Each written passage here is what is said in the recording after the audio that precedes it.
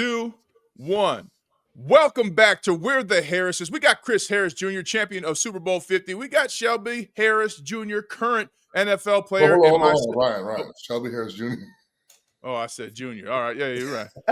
Junior. I didn't even catch that. I didn't even catch it. Too early. Damn. All right.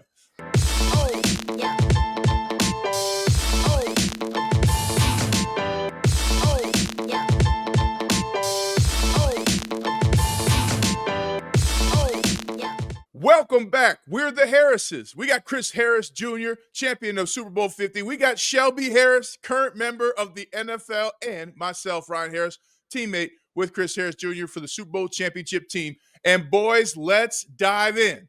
We had an incredible, amazing, and for some teams, lackluster start to the playoffs. Who took the cake in terms of playoff performances to you in Wild Card Weekend? Man, it's no question. It has to be the Rams D-line. The way the Rams D-line shut down the Vikings, it just made them look like the Jets from before when Sam Darnold was seeing ghosts. That's the playoff story that no one's talking about, that everyone should be talking about. The Rams, I don't think I've ever seen a pass rush, just beautiful summit like that since the old Broncos when they won the championship back in Chris's day. It was full out assault on the pocket, full on assault. Sam Darnold had no clue what to do. Ball flying out. It was a beautiful display of pass rush, and so I just got to give the props to the Los Angeles Rams D-line, which in the beginning of the season had the fewest amount of sacks as a group combined out of anyone in the NFL. They're a completely young group, and they went out there this whole year and showed that there's somebody to be reckoned with. Right, and I think like you said, that was a major win. Also, the Texans beating the Chargers. I know I had the Chargers beating those guys, but the Texans come out there intercepting the football, Stingley, being able to match Johnston and be a playmaker, show that he's an All-Pro. But I like this matchup, Chiefs versus Texans. That's going to be a good game. The Rams, I picked them to lose. I didn't think they were going to be out there and play any inspiring football, but with the transitioning and the fires, but they went out there and played their tails off, right? You could tell they were going through something out there because, like Shelby said, they haven't been pass rushing like that all year, right? And they turned it up, man. I think they might have set a record in that game of sacks, So I'd be scared for teams if I'm going against the Rams. That would be one team that I'm scared. And the Eagles, man, it's not a for sure win that they can knock those boys off this weekend. Well, to me, the Rams, a lot of that roster has been there before, right? Puka Nacua learned from Cooper Kupp, who has taught him how to get this deep into the season and how to run the right route against coverage and things like that, and how that coverage is going to change in the third quarter.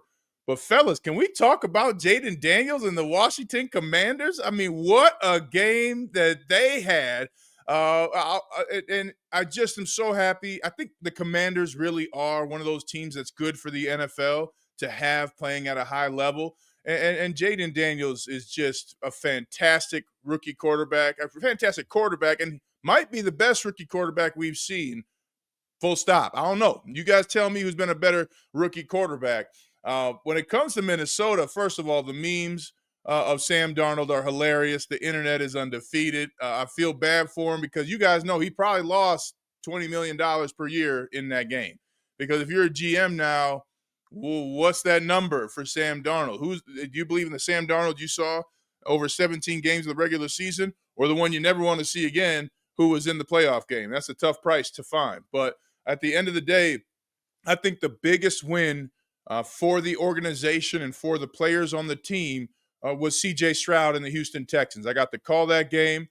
C.J. Stroud and guys, you and each of us here on this podcast had to do this at one point. We decided that we were going to be better than our opponent. We decided that we were going to be the difference in a win and for our team. And that's what C.J. Stroud did after that fumbled snap, roll into the right. He said, no, I'm the guy that needs to make the difference. And you mentioned it, Chris. I mean, Derek Stingley Jr., I don't know that I've seen a pick better all season than his first one, let alone to have two. So you put Eric Murray in there. That Texans team, if C.J. Stroud decides to be the difference, and the Texan defense can get 2 turnovers or 4 like they did against the Chargers, there's not a limit to where the Texans can go.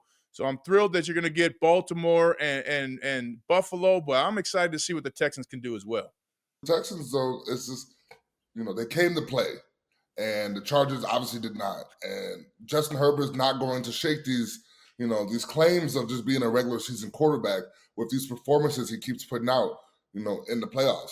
Last year with Staley, Staley gets fired because they ended up losing. They had the lead, and the Jaguars somehow come back and win when you're down 21. And then you go out against the Texans, who you're huge favorites against, and you get dogged. You get dog walked across the field. Like that didn't even look like the same Chargers team we had seen. They didn't even attempt to get the run game going. And it was a bad performance by everybody involved with the Chargers. But if I'm the Minnesota Vikings right now, I am panicking. Oh. Because now, this is the playoff team that's in the most limbo right now. Because now, what do you do with Sam Darnold? You do have the rookie first round pick sitting, getting healthy. So now their personnel moves for next year. It's a lot of the success this year. You have to give credit to Sam Darnold. But like you said, do you want the Sam Darnold from the first 17 weeks?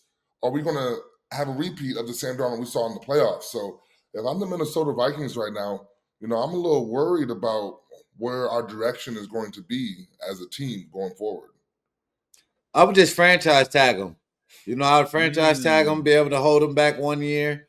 And you still get to see the young rookie, see him mature, see if he's ready to take that next step to be the starter. But hey, Sam, I'll franchise tag you. You have an opportunity to compete to be the starting job. Of course, we'll have you as the QB1 going into the season, right? But we have a young rookie right here that's going to continue to elevate his game. So that's kind of what I would tell him, and then I would be more secure as a team going into the season, right? There's not a lot of quarterbacks in this draft. After the top 2, after Cam and Sanders, who else you taking? Right? Riley Leonard. Hello. Say it. They put some respect on Notre Dame's quarterback. Get your ass out of here. He's more of a tight end, like running back. But, you don't take disrespect. Go ahead. Sorry to interject. Go ahead. But it's not a lot of options, right? It's not a big QB draft like it was last year where you can get 7 of them. Right, so I would expect those guys to franchise tag Darnold, let him come back another year, see what he can do.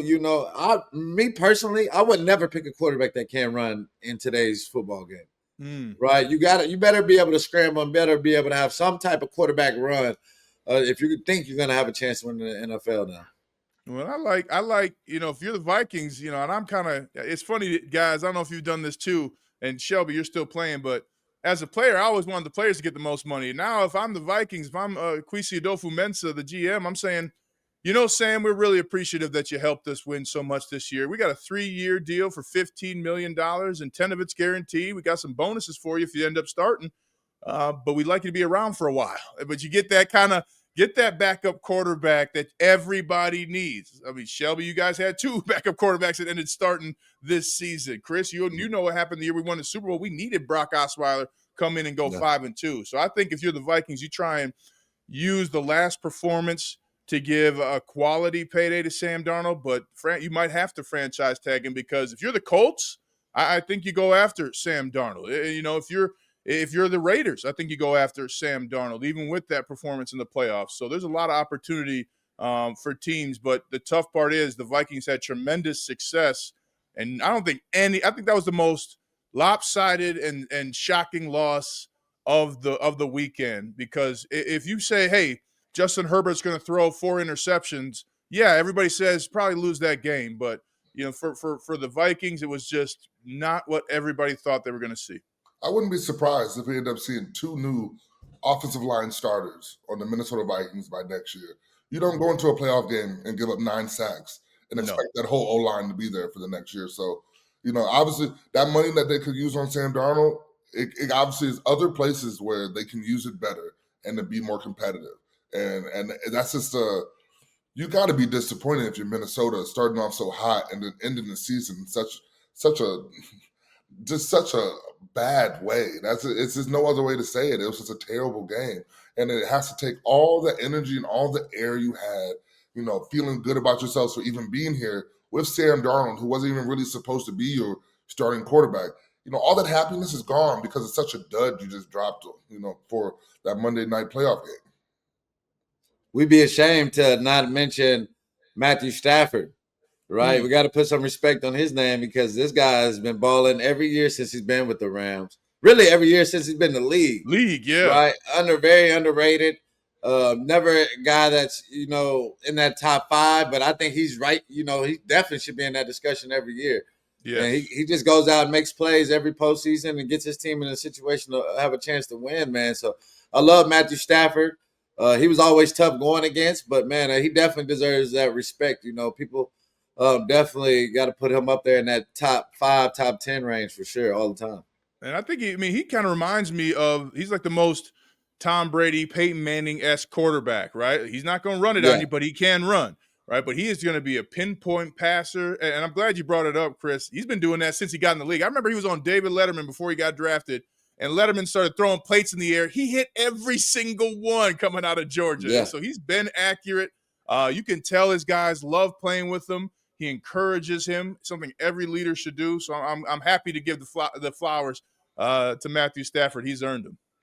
Man, but thinking about Matthew Stafford, just everything that he's been through throughout the years, when are teams going to realize you got to stop blitzing this man? Stop blitzing him, man. Open person. Like, come on. Like the way he throws, man, he can make every throw. Man, every throw. Tough, man. Perfect arm. Like, he has the perfect arm. He can make every throw. And he knows where the blitz is coming from. All these quarterbacks that have been around for 15 plus years, they know every look that you possibly can throw at them. And we know Brian Flores, his defense is exotic blitz defense. He's trying to bring blitzes from all over the place. But you got a quarterback like Matt Stafford, and it just showed it wasn't necessarily working because Matt Stafford was finding all the holes. He's fine not taking shots here and there. He'll just dink and dunk until all the way to the end zone. And he was perfectly fine with that for the win. Yeah, and speaking of which, let's go to second down, boys, and look at the divisional round games. We got the Texans at the Chiefs. We've got, again, Kansas City favored by 8 points. We got the Commanders at the Lions, Rams at Eagles, Ravens at Bills. Give me some picks, boys. It's time for pick'ems. We're the Harrises. Man. Well, with the Chiefs, man, it's going to be tough to knock off KC at KC. Even though I like the way the Texans played last week. I like the way their defense played. I just don't see it being enough. Chiefs are well rested. They got pretty much their full squad coming back healthy into the postseason.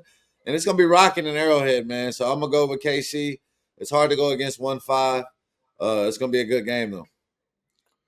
Man, I think the most intriguing game that's coming up has to be this Commanders-Lions game. I think this has to be the game of the week.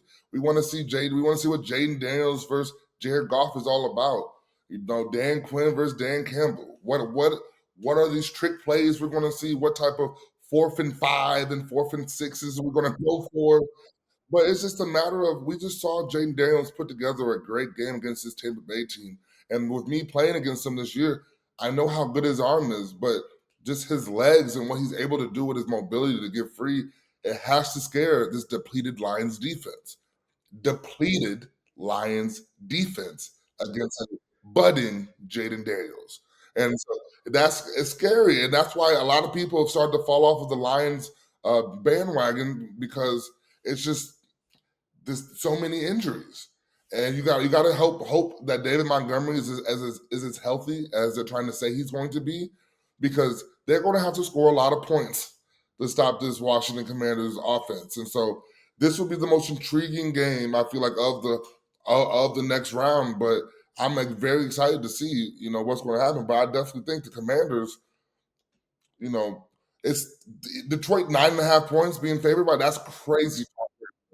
That's crazy talking, especially against a team like the Commanders. So, but the big thing you got to look out for is if Bobby Wagner doesn't play for the Washington Commanders, that defense might be in trouble. So that's definitely something you got to pay attention to. Can we just give some credit to Bobby Wagner, Hall of Famer? I mean, I've never said this about a defensive player. Give him the jacket when he retires. I mean, are you insane to be doing it for so long at such a high level?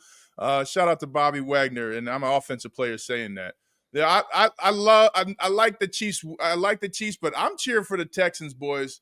My son was born when I was playing there in Houston, and so I'm just going to go for the Texans. No disrespect to the Chiefs. Yeah, I think they're a great team, but I just want to see the Texans do it for C.J. Stroud. And what a playoff that would become then if all of a sudden, you didn't have Patrick Mahomes in the divisional round, but they've been to, I think it's 7 straight AFC championship games. So the odds are against you. I like the Commanders beating the Lions. I like the Rams beating the Eagles, and I like the Bills beating the Ravens. So I think you got a fun weekend of football, and the best part of the playoffs is the games only get better. And there's going to be some great games this week. Man, I could never. I'm telling you, I'm Lamar Jackson. Lamar Jackson. He's having this coming out playoff moment, and I just see it just ascending from here. I think the Bills. I say the Bills were lucky to beat the Broncos the way they did. The Broncos had a lot of chances to figure stuff out, and they didn't take advantage of really a lot of the chances they had. But the Ravens are just too good for that. And then Lamar Jackson's that X factor. If we're talking Madden, he's that X factor quarterback who just changes the game. So I'm a big believer in Lamar Jackson. I just don't think that Buffalo Bills defense would be able to contain him. That's really the biggest game of the week, right? Two of the quarterbacks that are competing for the MVP. These two guys that are trying to get over that hump, right? They're trying to join that quarterback club that wins the Super Bowl, right?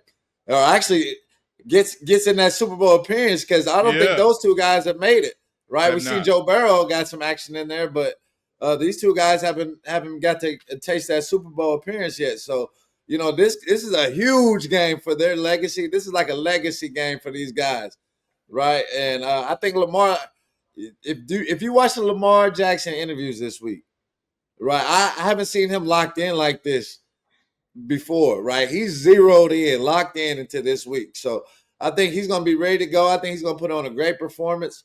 Derrick Henry, I mean, this guy was unstoppable last week. Nobody wanted to tackle him, right? And now we're talking about the Pittsburgh Steelers not wanting to tackle him. I mean, it was 100 yards in the first quarter almost. Yeah. Come on. That's not the Steelers, right? Help, yeah. So I got the Ravens like Shelby, man. I got the Ravens. I think the Rams are going to upset the Eagles, like you said, Ryan. I think I'm going to have to go with the Rams. And it's hard. I got to go with the Lions. I know y'all love Jaden Daniels, but the Lions' offense is so prolific. With everything that they're running, with the run game, with Gibbs, the way he's been showing up. Their O-line. They have the best O-line in the league. Best O-line, no question. Right, them or the Eagles. Yeah, so that's why I'm going to ride with them. Even though the injuries, it's hard to win a Super Bowl. They won't win a Super Bowl with all those injuries, but, man, they can beat the Commanders, though. I'm going to give it to the Lions on that.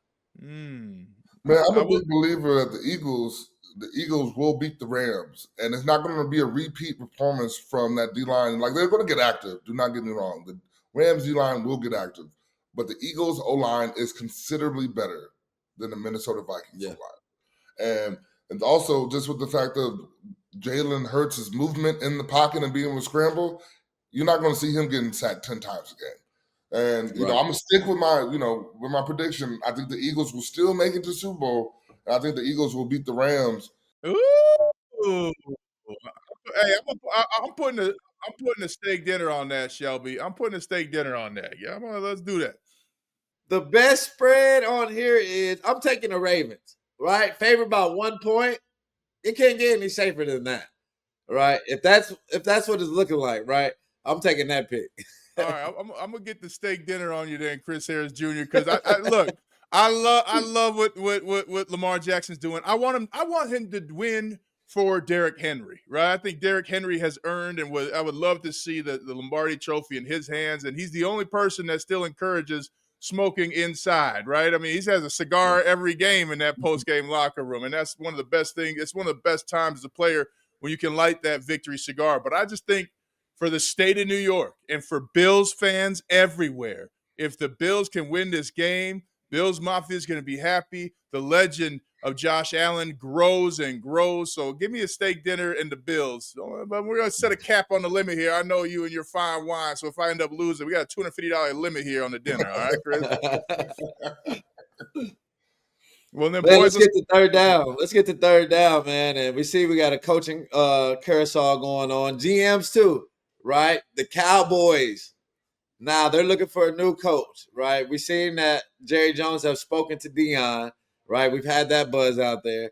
He held back letting McCarthy go and interview for the Bears, which I thought that was very dirty, as yeah. an owner, not giving that guy an opportunity to put his name in the hat. But I'm pretty sure he'll still get that interview. But how do y'all see the Cowboys shaking up, man? I think Dion would be a good job, but it's going to be hard for him to leave Colorado. I don't think it's necessarily the coach that's the problem. I think their roster truly needs to be better. And Yeah. you see it, they have a couple of injuries during the season and they fall apart, which means they need to build some depth and they need to hit on some of these draft picks. And I think that's the bigger issue. We keep blaming Mike McCarthy, but we all know if you go to Dallas, your coach is not the one drafting the players. It's Jerry Jones. And so realistically, Jerry Jones has to draft better. They have the stars. They have the star power. They just need to build the depth. And so at that case, it really does not matter who your coach is. And I think people get caught up so much on coaching and the coaches. Coaches are important, don't get me wrong, but players make coaches.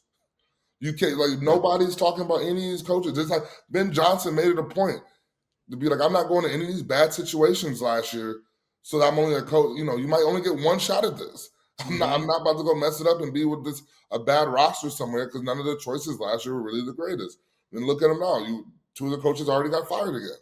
So I think it's more about the roster and from top to bottom and making it more competitive.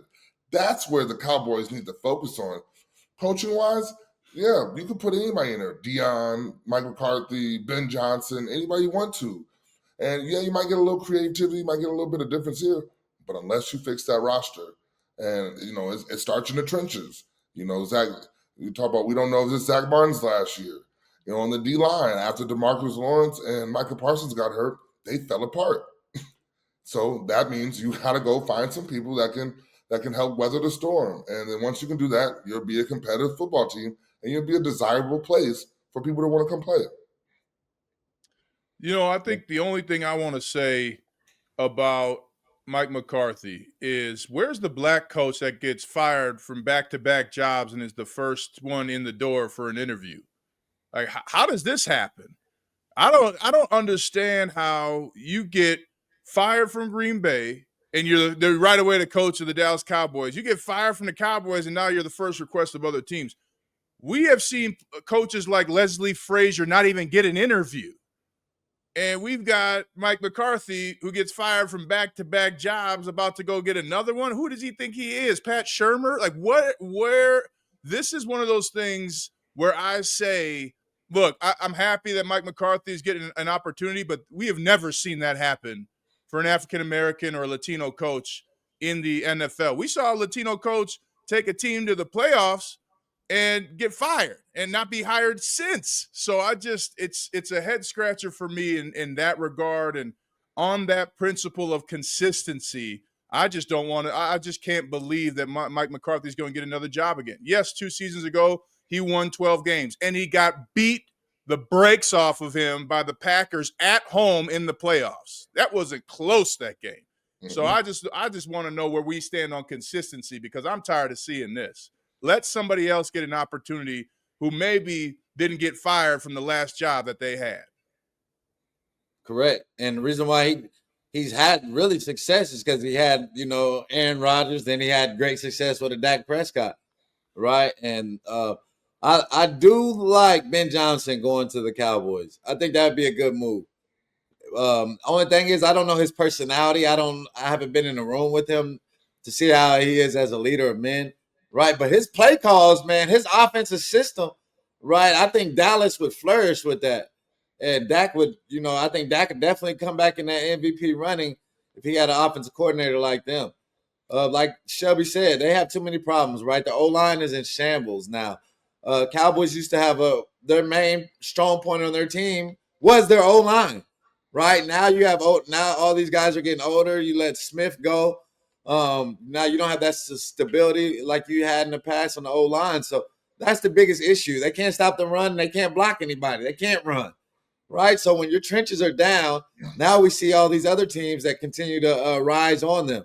So the Cowboys isn't like I agree with Troy Aikman. It's not a top coveted team to go to roster wise, but marketing, hey, everything else, hey, it's a great place to be at, right? You're gonna love it here, right? You're gonna love being in Dallas. The Star is amazing, right? I can see why. I can go to the Star and see why the Cowboys are not winning. It's too much action over there, right? It's way too much going on over there. They're not gonna win, right? So, but if I'm Ben Johnson, he's my number one target, or if I'm Jerry Jones, Ben Johnson is my number one target, right? Because there's nobody out there running his offense, and he's hot, he's young. I got to find a way to throw him. What's the average price for a quarterback or a head coach? Man, head coach, man, 15 to 20. Yeah, I got to give him 20, man. We got to bring him on, man. We got to get it. First time Ben Johnson 20. Man, I would take him, man, because I think he's shown that he can look at the Lions, man. The Lions offense wasn't just killing everybody like this 4 years ago. No. Right. He's evolved that team. And we've seen that he's not only he's like Shelby said, he's only going to coach a solid roster. Right. Okay, bam. Let's put you in the Cowboys. You already got a solid offense. You got some weapons. Right. Let's let Ben Johnson do his thing, man. I think he's a better offensive coach than McCarthy. I think he'll just do better. Man, price is probably $8 million, yeah. So I mean, maybe the first time head coach, maybe. Go ahead. Yeah, let's start with 15. I just want to say, going off what Ryan was saying, is that with all these openings, we've just seen all these teams make a mockery of the Rooney Rule. We keep talking about it in general, by African American coaches not getting the real chances that other coaches are getting. Well, these organizations are making a mockery of the Rooney Rule. Look at all these organizations that's bringing in, Byron Leftwich or anyone, like any name, just to be like, hey, look, we're interviewing somebody. But then you already know who you want to hire. We're finding ways to get around the Rooney Rule. And there are tons of young black coaches in the league who are offensive mind, like geniuses, defensive mind geniuses that have to go step by step by step, from GA to receivers coach to you have to really do it the right way. So, it's just we got to figure out a way where, the Rooney Rule will actually be implemented the way it was supposed to be, instead of teams just using it. Using a random black coach to be like, hey, look, we interviewed somebody, and so you can't fine us. We did our job, and I think it's it goes into the same notion of why do a lot of these positions with the bad rosters and no quarterbacks, they go to these black coaches and then they get fired the next year when they get the number 1, 2, 3 overall pick. And it's like, all right, now we're going to go get a real coach so that we can really start to develop our team. And I think that's been a notion around the league for years. And I think that's something that needs to be addressed. Well, and then look, they're racing to the bottom to do the minimum. And that's the only place in the NFL that happens. Everybody's racing to the top to be the greatest in the NFL. The players, the coaches, right? And then all of a sudden, organizations are racing to the bottom to do the minimum. I mean, that's crazy. Just think about this. You had the coach for the Antonio Pierce at the Oakland Raiders. Everybody knew they didn't have a quarterback. Everybody knew that. He gets 1 year. You get Vance Joseph, who has to play Paxton Lynch. Love Paxton Lynch, great golfer, not a great quarterback, right? Right? And can these guys get a job again? Where are their names, right? They don't get jobs right away. So we have to be consistent with our standard for excellence regarding coaches. And we have not had, in the history of the NFL, a black head coach that has lost his previous 2 jobs only to be right away a head coach of another team. We have to be more consistent. We have to give greater effort and have greater creativity. Right. And they do need that. I seen on the Pat McAfee show, they're talking about, let's have the Rooney Rule for every race, Hey, I like it. Come on in. Yeah, come on in. That'd be funny, but that's something that definitely has to change. You see a lot of minority coaches going to the worst position 1 year and out, or maybe sometimes even 2. Even 2 years is not a long time in the NFL, right? For just being honest and being able to change the culture of a team. And that's why we see so much turnover every year, because they're always recycling, right? You rarely let coaches have their first time, your first time job being in the NFL. That rarely happens, right? But hopefully the Raiders can find a good coach.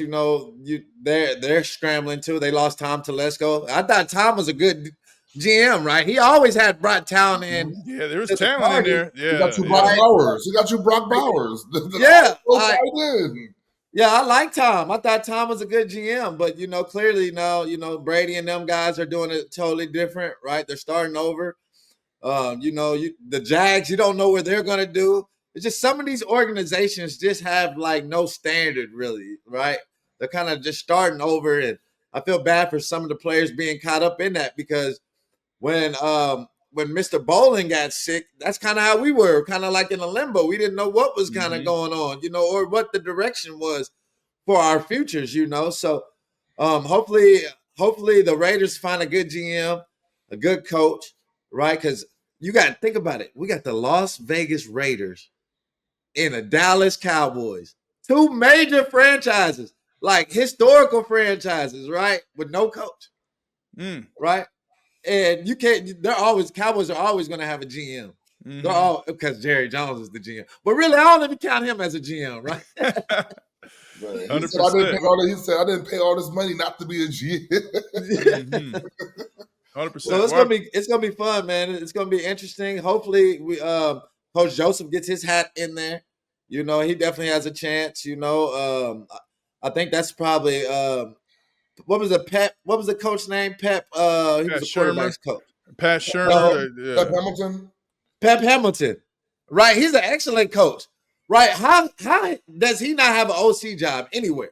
Well, right. It doesn't make any sense to me. They literally just keep using him for the Rudy rule. He goes and interviews for places, and it's just like, all right, you're thinking he's going to be moving up. You've heard throughout the league always that he's great. He's a great person to work with, a great offensive mind, and he still just doesn't get the chances. And that just kind of is what we always keep talking about. It's like you have to be great over and over and over and over again, and you still might not get a chance. And then you look at, just look at the Patriots ordeal they got going on over there. You started the season with Jacoby Brissett, knowing that like you wanted to eventually move to Drake May, knowing you really didn't have any receivers to really have to. The reason you were going Jacoby is so that you wouldn't damage Drake May because of how bad your offense was going to be. And then you hire Gerard Mayo, a former player, to go and handle all that, because you're like, all right, he'd be the best one to fix it. And then you see how bad it was, and it's not he had a couple blunders, but what first-time head coach doesn't? And then it's like, all right, well, Mike Vrabel, which my guy, I love Vrabes, and it's not his fault at all. Like, I love Vrabes. He's a hell of a coach, hell of a person. But then if somebody you actually really want is available, then you're like, all right, well, we can disregard this guy because now we have our savior. He's the guy that's going to change our culture here. And, that's the thing. So I hope, Mayo and Pierce, everybody, they have another chance to, to do that head coaching thing. But that's just the reality of the league. Well, boys, let's go to fourth down and wrap this up. We have the college football national championship. Who's playing, boys? Anybody know? Anybody know who's in that big game? Yeah, go ahead and say what you want about Notre Dame, but they're in it against Ohio State. Who do you guys got? Hey, I will come through this screen and smack y'all if you get disrespectful now. Go ahead. Fred, I just want to be clear. We have an African-American head coach with the opportunity to win the first ever national championship for a minority coach on Martin Luther King Day in Atlanta. So who do you pick, guys? I would hope so. I would hope so. But I'm telling you right now, the biggest story that we need to be talking about is Notre Dame starting left tackle will not be playing. And that will be the deciding factor for the game. And that's one of the main reasons that Notre Dame will not win this game. I love the people at Notre Dame. I love the story of Marcus Freeman. Lauren Landau is our guy. Shout out to Lauren Landau. You know what I mean? Like, first year there, making the national championship, you got to assume that he has something to do with that. You know what I mean? So give him the credit that he deserves. But I just think the injuries for Notre Dame are big injuries. You have the blind side protector, get hurt. That's a huge deal, especially when you're playing an Ohio State D-line that gets active. As we saw last game, the Ohio State D-line won that game for them. So I just think that's going to be the reason why Ohio State ends up winning this game. But Notre Dame's going to fight like they have all year. I have not seen a team as determined as Notre Dame since that loss against Northern Illinois. Like, they have truly been on a mission. And that's the reason why I can't even say they could come out there and they could shock the world. And I hope they do. But I think Ohio State is going to win this, and they're going to put the Big Ten, 2 years in a row. Big Ten's. Oh, get out of here! Yeah, because we keep talking about this SEC crap. SEC. Well, if I consider Notre Dame damn near a Big Ten team. They should be, but the way they play, they should be a Big Ten team. But if Ohio State wins, it'll be 2 years the Big Ten has won. The national championship, and I just think NIL, and now that the SEC just can't be the only conference paying players under the table. Now everybody can compete. Thank you.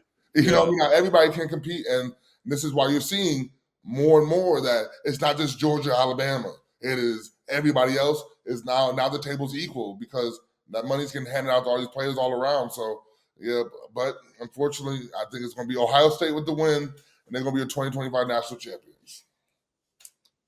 Yeah, man, the way you said it out, though, man, you made it sound real good for Coach Freeman, man. Being in Atlanta, Martin Luther King Day, first black coach, you made it sound real, real good. Come on, man. He has a lot in his favor, that lucky Irish, putting that. Well, this is alma mater too. Against his alma mater too. He's an Ohio State guy. Yeah, it was really a win-win for him today or this week. Yeah. Really. But seeing the way they play for him and the enthusiasm that he has for them, I don't see another team playing as hard as Notre Dame out there, right? Even though I got Ohio State winning, I just love their program. I even have old friends that work at Notre Dame with those guys in that program, so cheering for them. Of course, Landau down there, he's putting his stamp on the program. It's just a lot of good people over there in that. So I really am cheering for Notre Dame just because I know those guys. I know a lot of people over there. But Ohio State, they just have an overwhelming talent, right? Their D-line is crazy with Sawyer. I love their secondary. They're probably the best tackling team that I've seen in the college football playoffs, right? They get guys on the ground. There's no yak when you play against Ohio State. So I love their defense. I love the way they're playing. Jeremiah Smith, if they got to come with a game plan. I didn't really like Texas' game plan. It was kind of scary, right? If you have the Thorpe corner, you don't just put him in two-man the whole game. No. Right? You don't put three safeties back there on the receiver. Right? He's the Thorpe, right? Let that man go out there and try to win that battle, right? So I didn't really like Texas' approach on it. I think Notre Dame is going to play more aggressive, right? I think they trust Gray and those guys on the back end a little bit more. So it's going to be more of a fist fight for Jeremiah Smith. He's not going to just be running with an umbrella over the top of him. They're gonna fight him, right? It's gonna be more of a a heavyweight matchup. And so I like this game. I like this matchup, but I'm gonna have to go with Ohio State. I don't know about 8.5 points. I would go with a field goal. Okay. All right, let me just say this. I'm happy that both of y'all picked Ohio State because you always pick the opponents when Notre Dame whoops somebody's ass.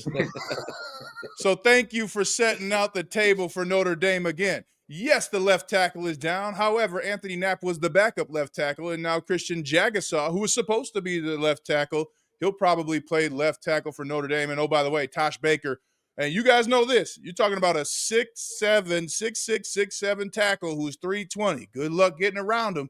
That's a big hoop you're going to have to go around. But then defensively, Notre Dame does fight. And one of the things I love about how they compete defensively is they are going to give you different looks. They're going to take some risks, but they are also going to they're going to make some changes, but stick with that plan of competition. Marcus Freeman says, hey, you got to compete every play. It's about this down. And when you have that kind of mentality, when you have players all over your defense and offense and special teams making plays, that's a tough team to beat. It's one thing to have all the talent, but talent has to beat willpower. And I don't think anybody has had the will so far in these playoffs to beat Notre Dame. So I'm going with Notre Dame, and I'm thanking you guys in advance because you both picked the opponents each of the last 3 playoff games that Notre Dame won. Boy, get out of here with all this disrespect. I appreciate it, but go Irish. Well, that'll do it. I knew Notre Dame was at least going to do something. I just didn't expect it. We got to check the tape. I think y'all picked Indiana, bro. I think y'all picked Indiana Nah, over no Notre way. Dame. I think No you did. way. We have to check the tape. I might have. Check the tape. I might have picked Indiana. Dr. Shelby. Well, we are the Harrises. This is brought to you by our friends over at Landmark Lincoln and the all-new 2024 Lincoln Corsair GT plug-in. Head over to landmarklincoln.com to check out the latest offers and incentives, including incredible tax incentives on the all-new Crosshair GT plugins, plug-in hybrids. So go to landmarklincoln.com or stop in to the #1 Lincoln dealer in Colorado to see if you qualify for no payments up to 90 days. Again, that's landmarklincoln.com or stop in at the corner of Broadway and Bellevue today and see why they've been Colorado's trusted Lincoln dealer since 1911.